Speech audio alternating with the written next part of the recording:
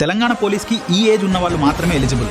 ఈ వీడియోలో ఏజ్కి సంబంధించిన కంప్లీట్ ఇన్ఫర్మేషన్ చెప్తా, చివరి వరకు చూడండి. లాస్ట్లో ప్రిలిమ్స్ ఎలా క్రాక్ చేయాలో చెప్తాను. మీ ఏజ్ అనేది 01 జూలై 2026 నాటికి లెక్కిస్తారు. కానిస్టేబుల్కి సంబంధించి actual age for general candidates 18 to 22 years. కానీ GOMS నంబర్ 87 ప్రకారం అడిషనల్గా 5 years ఏజ్ రిలాక్సేషన్ ఇవ్వడం వల్ల జనరల్ క్యాండిడేట్స్కి 27 years, SC, ST, BC, EWS వాళ్ళకి 27 years plus 5 years upper age కలిపి 32 years.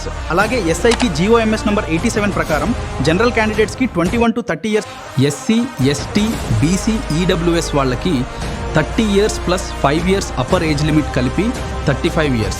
మిగతా ఎక్స్ట్రా రిజర్వేషన్ వాళ్ళవి స్క్రీన్ పైన ఇస్తాను, పాజ్ చేసి చూసుకోండి. మీకు ఇంకో విషయం చెప్పాలి, ఎగ్జామ్లో ఏ టాపిక్ నుంచి ఎక్కువ క్వశ్చన్స్ వస్తున్నాయో తెలుసుకుంటే మీ ప్రిపరేషన్ సగం పూర్తయినట్టే.